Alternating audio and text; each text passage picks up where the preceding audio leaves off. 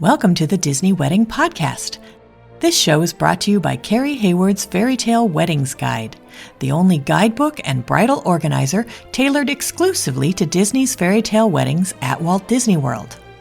I'm Carrie Hayward, and each week I feature Disney wedding updates, money-saving tips, and interviews with wedding vendors and real Disney couples.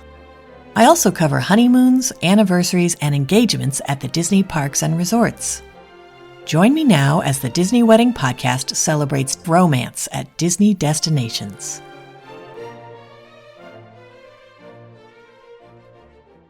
Today on the Disney Wedding Podcast, I am speaking with Disney bride Candace Theriault about her ceremony at Oak Manor Lawn with a reception at Atlantic Dance Hall. I thought you guys would be interested to hear how she chose these locations and how she planned everything and how it all turned out. So welcome, Candace. Hello. Thanks so much for being on the show today. I would love to start at the very beginning and find out how you guys decided you wanted to have your wedding at Disney. So Lewis used to live in Orlando. That's where we met. We met out the House of Blues in Disney Springs, and our first date was at Epcot for the Food and Wine Festival. And we just always went to Disney and ended up deciding, let's just do it here. How did your friends and family react when they found out where the wedding was going to be? Some of them were a little shocked just because Lewis isn't really a big Disney goer. He only went because I made him.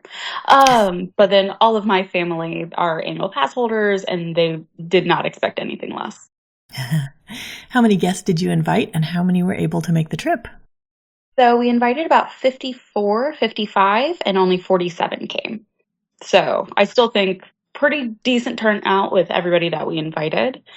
The people that couldn't come are sending us messages like, hey, sorry we couldn't make it. We still want to make it up to you guys and want to celebrate and stuff like that. So we're still able to see them. That's great. Did you set up a room block for your guests? We did not, no. Most of our guests stayed in Airbnbs. Oh, nice. Now, how did you choose the day of the week and time of day for your event? So me and Lewis decided that we wanted to make it a multi-day event, which, usually weekends work out a little bit better for everybody just with travel because most people were coming from out of state. And so we wanted to do something Friday night. So we did the dessert party. Saturday was the wedding. And then Sunday, a whole group of us decided to go to Magic Kingdom and watch the Happily Ever After fireworks. Nice. So how did you pick the time of day for your event?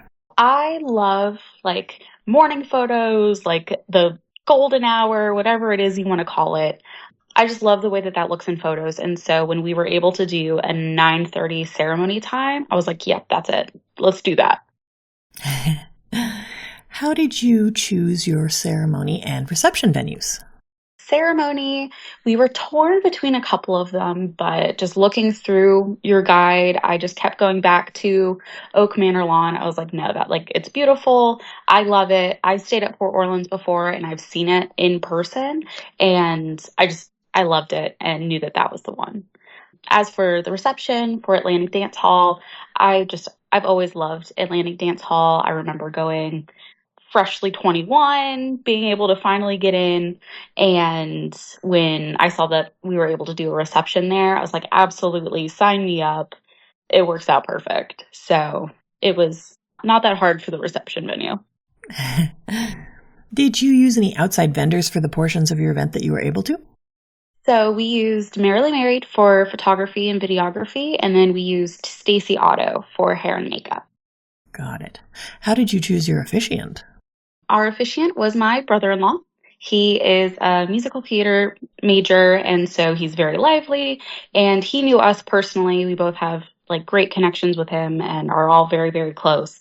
So he was able to make our ceremony a little bit more personalized, which I really appreciate. Everybody was crying. I was crying. Even he was crying at some point. So that's what I wanted. Oh, that's wonderful.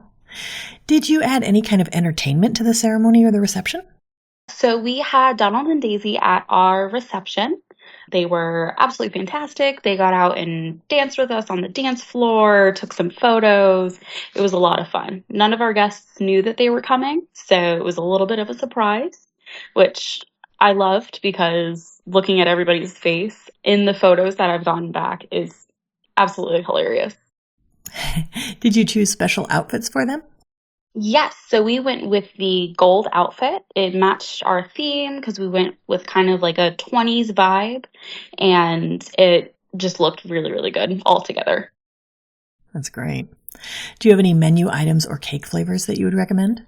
Yes, so all of our guests absolutely loved the braised beef that we had. It was delicious.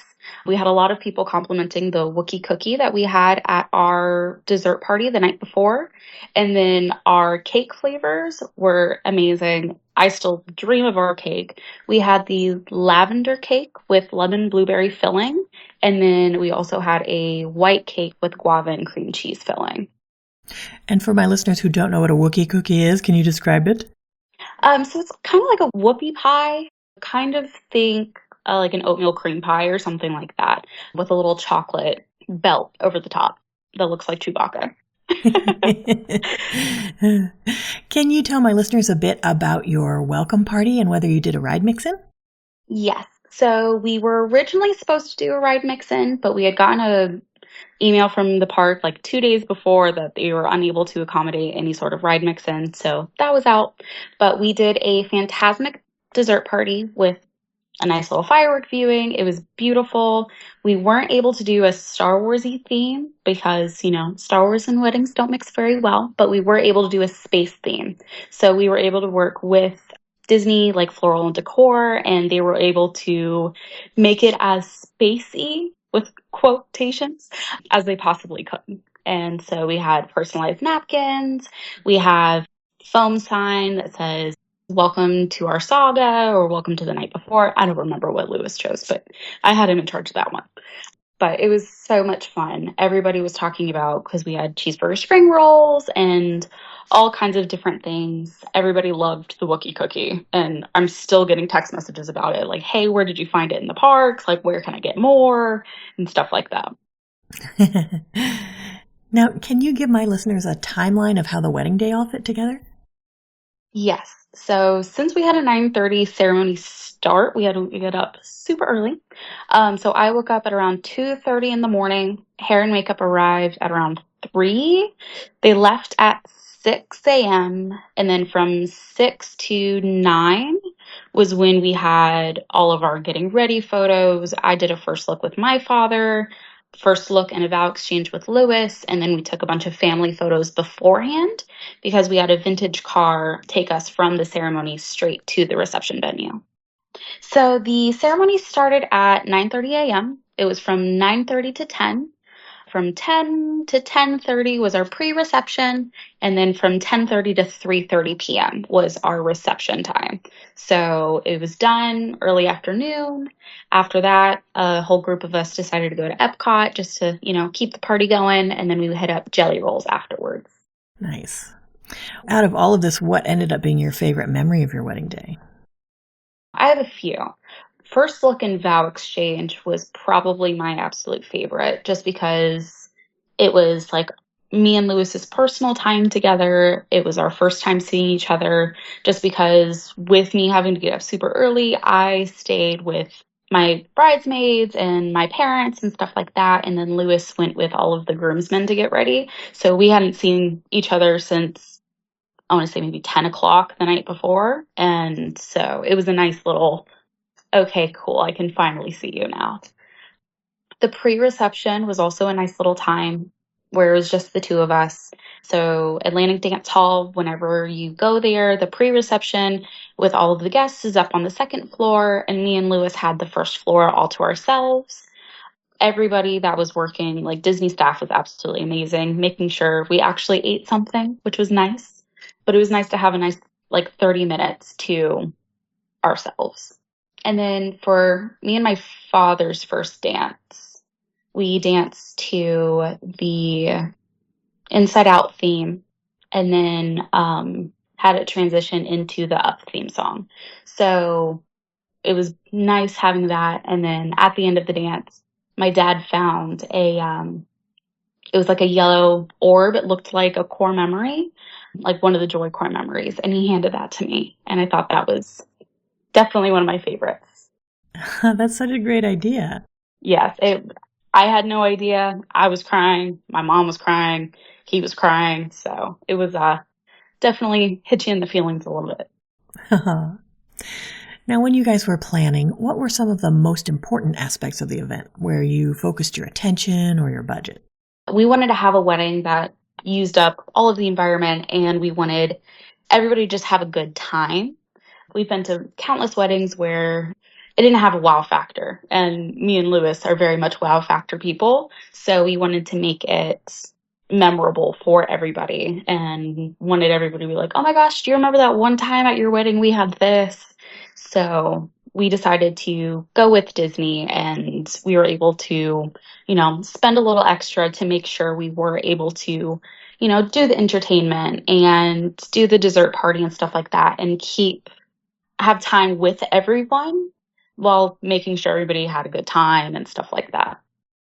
I see. Okay. And then were there any aspects that were less important where you saved your money or your effort?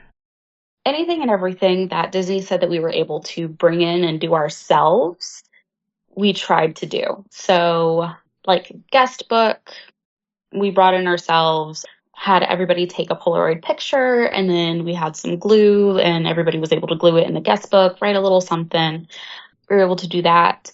Looking into our floral proposal, I was like, hey, I don't really want to spend this much money on my bridal bouquet. Can we drop it down to like maybe 270, 250? And they were able to do that. So like just little things where I was able to scale back on. That's kind of what I did. It was a very tedious process. Just going through and looking at everything in the floral proposal and breaking it down, trying to get it not as outrageous as it first, comes to you, and bringing anything and everything that Disney allowed us to bring in. Got it. Okay. Did anything go wrong or just not turn out like you expected? Not really. I will say my wedding cake was the description that I gave them. Just wasn't the picture that I attached, but that's totally fine. Cake is cake. It was gone in like 30 minutes. So wasn't that big of a deal. But other than that, no, not really. The cake tasted amazing. It was just the way it looked. But I wasn't going to complain.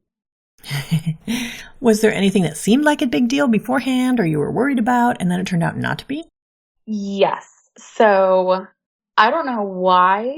It was the one thing that just got in my brain. And like, it was the one thing that I was stressed about. And it was the vintage car that we had.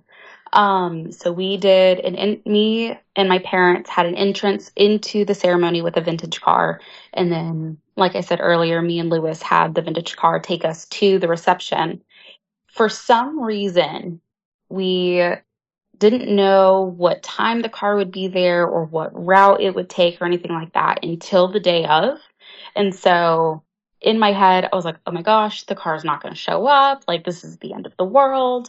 But then I realized Disney literally does this almost every single day, and they're professionals. They know what they're doing, and it'll be totally fine.